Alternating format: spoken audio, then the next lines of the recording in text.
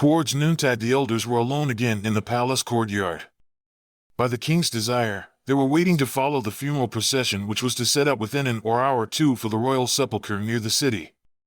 This was a great marble tomb, containing several chambers, and to one of these, as yet untenanted, the dead queen was to be carried on an open bier, according to custom.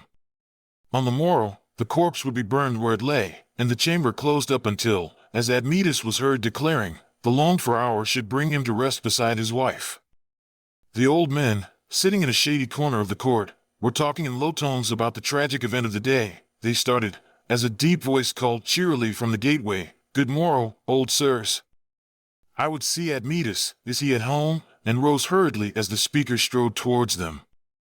He was a man in the prime of life, below middle stature, but powerfully built. A lion's skin and a quiver hung from his broad shoulders, and he carried for sole weapon a huge bow. His rather coarse features wore an expression of jovial good humor, yet a certain dignity in his mien, and still more the reddish glint in his quick, gray eye, bade the onlooker beware of trifling with him. The chief elder addressed him with grave respect. "Admetus is within, oh, Heracles," he said, but he paused, embarrassed. Evidently, the newcomer had not heard what had befallen, but to break tidings to this honored guest of the house, which would perforce send him away, was a responsibility better left to others. On the other hand, it would not do to let Heracles go straight indoors unwarned. It would be best to detain him until some of the household appeared. Quickly recovering himself, the old man went on. "I was about to say, may we learn what quest now brings you to ferry? For well we know that you are evermore faring forth on some adventure." "You say true, good friend," said Heracles, smiling, "for I am bound to the service of my cousin, the king of Argos, and he sends me up and down the world on one dangerous errand after another, until I often laugh to think what task he will devise next to get rid of me. Ha, ha! He always hopes I shall not come back, does Eurystheus, and I always do. Which is hard on my dear kinsman, you know. But never mind that now, this time I have to fetch him a team of 4 horses from the stud of one Diomede, somewhere in Thrace." "Impossible," exclaimed the elder. "Have you never heard what manner of man is Diomede the Thracian, and what sort of horses he keeps?" "Not I," said Heracles, indifferently. "It is a far cry from Argos to Thrace, and I have never been there. But as you seem to know him, tell me about this Diomede." "All Thessaly, all the north country knows him by report," said the elder. "He is the chief of a savage Thracian tribe. His horses are the apple of his eye, and get them you never will, unless you kill him first." "Well, I shall have to kill him, then," replied Heracles, "for get them I must." "Alas," said the old man, "the combat will be desperate, and I doubt even you may find your match in this fierce son of Ares, the war god." "Oh, he is a son of Ares, is he?" said Heracles, and burst out laughing. "Well, that is just my luck. How many more of them are there, I wonder?" Then, as the elders stared at him in surprise, "I have killed 2 sons of Ares already," he explained. "First there was Lycaon, and then Sickness, terrible fellows both of them, and now here is another. A fine life I shall have of it, if I am to fight the whole family in turn. However, it's all in the day's work." "We pray you may overcome Diomede," said the chief elder, earnestly. "But even so, you will find it impossible to bring away his horses. Fearful beasts they are, so savage that none but their master dare go near them. Not even you could put bit or bridle on such monsters, believe me." "I will, though," said Heracles, "unless they blow flames out of the nostrils." "Are they that kind of monster, eh?" And he laughed again. "No," said the old man, nettled, "but what is as bad, or worse, they are man-eaters. They are fed on the raw flesh of captives, who are flung, some say alive, into the mangers, to be torn in pieces by their ravening jaws. Their stalls run with blood." "Come, come," interrupted Heracles, quietly. "We are talking about horses, you know, not lions and tigers. Horses don't eat meat, my friend, for why, they couldn't if they wanted to. I wager these Thracian brutes have savaged a groom or 2, and that has started the story. But a wise man like yourself should know better than to put faith in idle tales." "Nay, I have it from one who has seen the blood-stained mangers with his own eyes," protested the elder. "Moreover—" "Hush, here comes the king," whispered one of his companions, touching him on the arm. Pale, dressed in black, and with his hair cut close to his head, Admetus was slowly descending the steps into the courtyard, followed by an ancient serving man. His face lighted up as he saw Heracles. "Hail, son of Zeus! Hail, Prince of Argos!" he cried and came up to him with outstretched hand. "Hail, King of Thessaly!" responded Heracles as he clasped it, smiling happily. "I am right glad to see you again, noble Admetus. But what's this? Why are you in mourning?" "There is a funeral here today," said Admetus, looking away from him. "I hope to heaven," exclaimed Heracles, "nothing is wrong with your children?" No, they are both well," the other assured him. "Ah, then," said Heracles, "it is your father, I suppose?" "Well, I am grieved for you, but after all, he was ripe for death, at his age." "Very true, Heracles," replied Admetus, with a bitter smile, "but as it happens, he is in excellent health, and my aged mother also." Heracles looked at him for a moment, puzzled by his strange look and tone. Then, "You do not mean to tell me," he said, anxiously, "that you have lost your wife?" "Admetus, what is the matter with you? Why don't you answer me? Speak, man, I ask you again, is Alcestis dead? You can say yes or no, at least," he ended, impatiently. "Nay, but you see, that is just what I cannot," stammered Admetus, "for, be patient, Heracles, I pray you, in one sense, my wife is dead, and yet she is still among the living." "I do not understand a word you say," said Heracles, bluntly. "Dead, and yet alive, who is to make head or tail of that, I should like to know? Come, talk like a sensible man, and drop riddles, I don't like them." Admetus pulled himself together with an effort. "Why," he said, glibly enough, "all I meant was, that one doomed to death may be reckoned already dead. You see that, surely?" "No, I do not," said Heracles. "Being alive is one thing, and being dead is another. Neither do I see what all this has got to do with Alcestis." "You forget, then," answered Admetus, reproachfully, "for I sent you word that her life is forfeit to the fates, she having vowed to yield it them in place of mine." At that, as he hoped, Heracles' perplexed frown vanished, and he gave a huge sigh of relief. For in that message to his friend, as Admetus gladly remembered, there had been one important omission. He had shrunk, somehow, from letting him know that the sacrifice of Alcestis must be made not in some indefinite future, but at a near and certain date, and now he blessed as prudence what had been the prompting of an uneasy conscience. "Oh, so that is what you were thinking of," said Heracles, smiling again. "Now I understand you. Yes, you told me that Alcestis, like the noble woman and true wife she is, has vowed to die in your stead, if need be. And so you talk as if you had lost her already. Nay, cheer up, man, and don't meet trouble halfway. You are not likely to die yet a while, nor she either. Time enough to mourn that loss when it comes. All's well, it seems, with your wife and family. But for whom, then, are you in mourning? One of your household?" "Yes," faltered Admetus. She belonged to the household, though not born in it. She was a kinswoman of mine," he went on, "and lost her father when she was a mere girl, so she lived here until she died." "Poor thing," said Heracles, compassionately. "I warrant you gave her a good home, my friend, and I can see that her death has a good deal upset you. Well, this is my bad luck again. I came hoping for a merry carouse with you, but now I must seek a night's lodging with one of your good townsfolk. Farewell, Admetus, a happier meeting to us both," and with a wave of his hand, he turned towards the gateway. But Admetus caught him by the sleeve. "You are not going?" he exclaimed. "What, come to ferry and stay under any roof but mine? I will not hear of it. You cannot mean to affront me so." "I mean no affront," said Heracles, gently, "but it is not fitting that you should entertain any guest, just now, when you have death in the house. Let me go, Admetus, and I will owe you 1,000 thanks for your hospitable kindness, though I must not accept it." "I will not let you go," cried Admetus. "If you have any regard for a friend who loves you, I entreat you to remain. True, my house is a house of mourning, but the dead are dead. My duty now is to the living.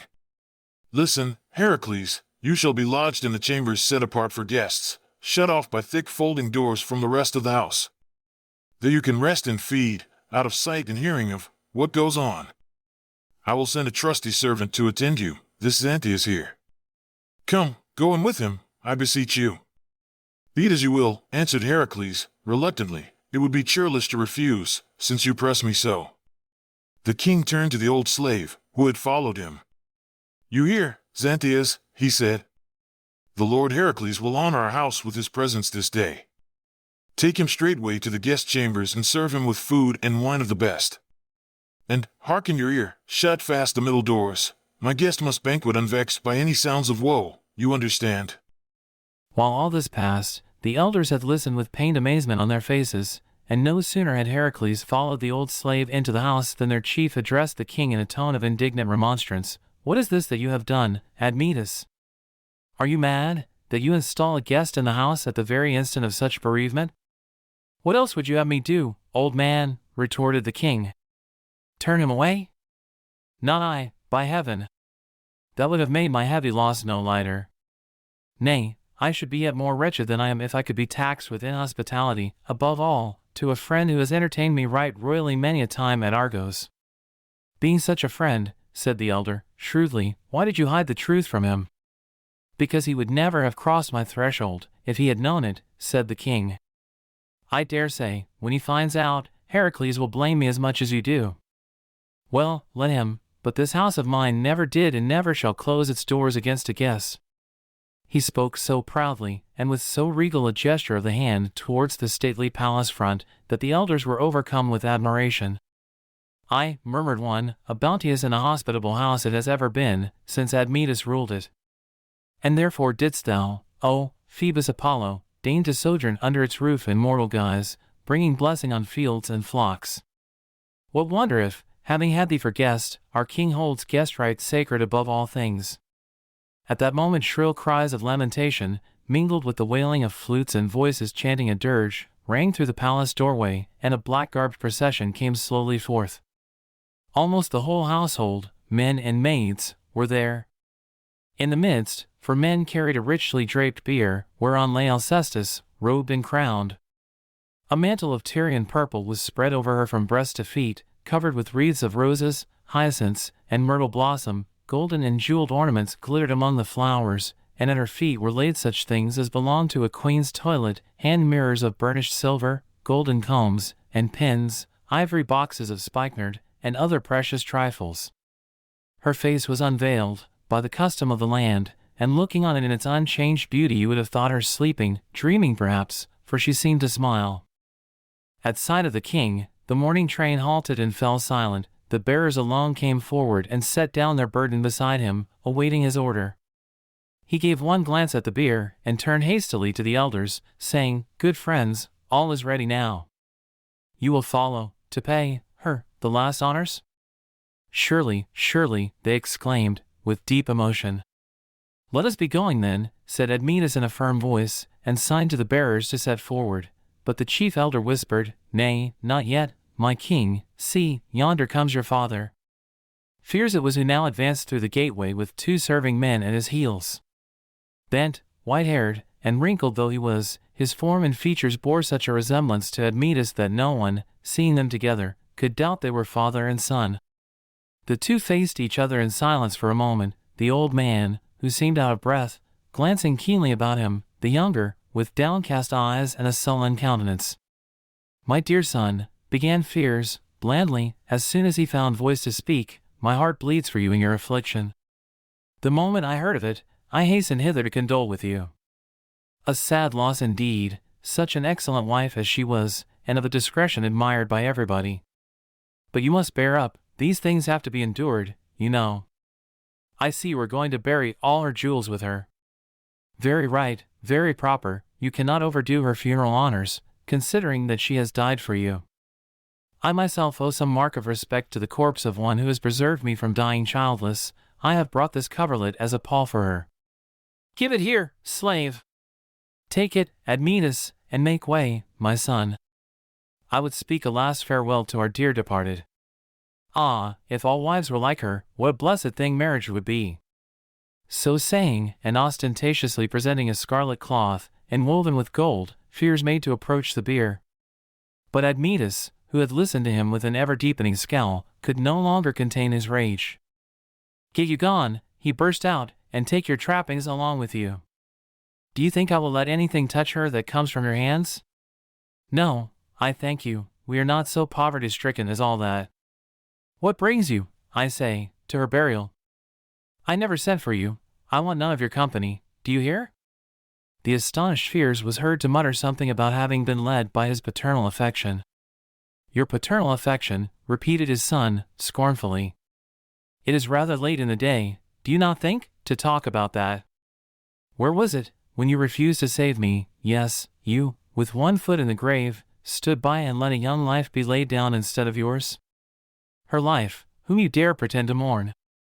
And this, oh, good gods, is my father. But no," he went on, wildly, "that can never be. Sure, I am no son of yours, nor of her I call mother, but some slave woman's child that your wife took secretly and passed off as her own, for lack of an heir to the house. For had you been my parents, you could not so have abandoned your own flesh and blood. Begone, I tell you, from henceforth I renounce you both. This day leaves me an orphan and you childless, for you can scarcely expect," he added tauntingly, "to have more sons now." During this outburst, uttered with indescribable rage and scorn, Fiers remained as it were thunderstruck.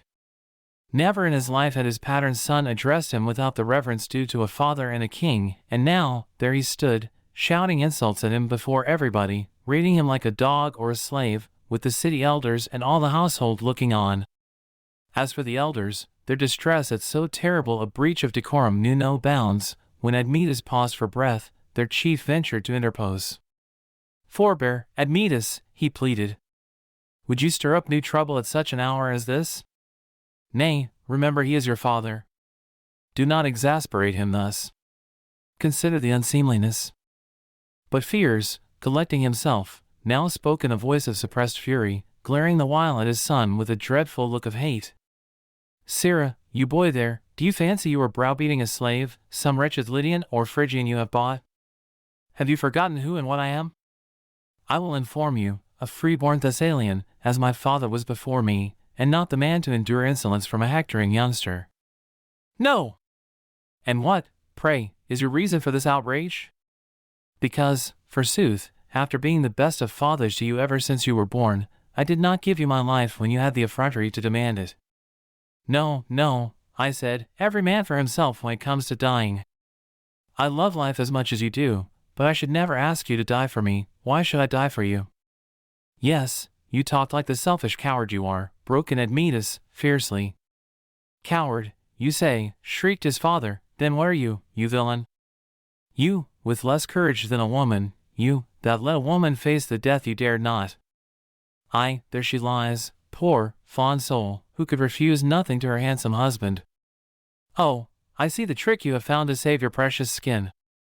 Why, such a gallant need never die, as long as there are women he can wheedle out of their lives. So get another wife, my fine fellow, and murder her, too." "Sir, sir," cried the chief elder, "these are frightful words to use to your own son. Pray now, no more of this, here is too much railing on both sides." "Why did he begin it, then?" retorted Fiers. "If it galls him to hear plain truths, he should have kept a civil tongue in his head. I say again, he is this dead woman's murderer, as truly as if he had slain her with his hand. I tell him, do you hear me, Admetus, that the blood of Alcestis is on his head, and her kinsmen will know that and will avenge it.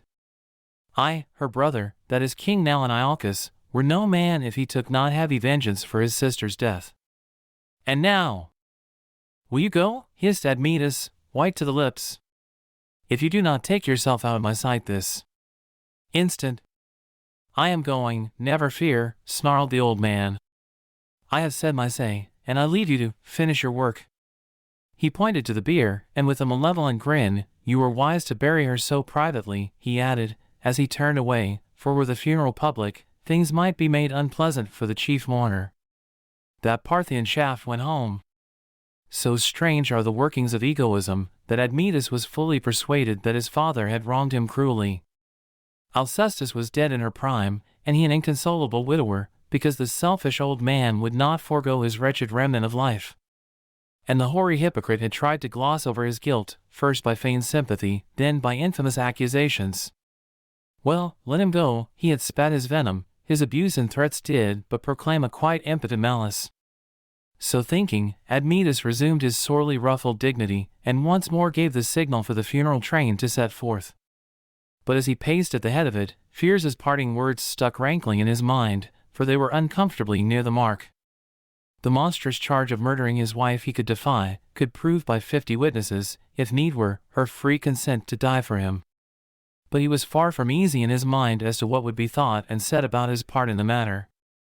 What he had done was right and expedient, for without question the life of a good king was of more value than any woman's, but it could not be called heroic.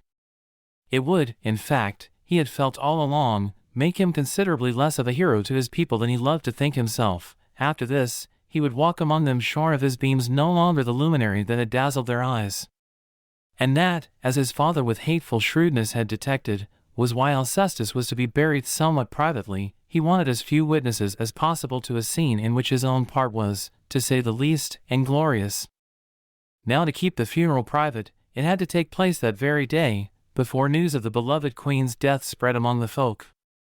This in itself was not against the custom of the country. Persons of humble rank were commonly buried on the day they died, no more delay being required to perform their simple obsequies. But in the case of noble, and still more of royal persons, elaborate rites and ceremonies must precede the burial. Kinsmen and friends had to be summoned, and the funeral feast prepared, a business which occupied several days. It was therefore an unheard of thing that a queen of Thessaly should be laid in the tomb within a few hours of breathing her last, and with only the maimed rites that such haste allowed. Admetus knew that perfectly, knew also that it was a gross piece of disrespect to his dead wife. But, obsessed by one idea, he forgot everything else. His whole mind was bent on getting the funeral over quietly. And he had got his way. The household, of course, dared not oppose him. The elders, who might have done so, had been too bemused by the grief and excitement of the death scene to realize what followed. At his bidding, they had docilely waited in the palace to join the funeral procession, instead of going home to put on black. By this really clever stroke, the king had prevented their carrying the news to the city and at the same time secured men of high dignity as mourners. It could not anyhow be said in fear that none but slaves followed Alcestis to her burial. But other things would have been said there, loudly, too, which would have taught her husband that he had done but greenly and huddermudder to inter her, if chance or divine providence had not brought a certain wanderer to the king's door that day.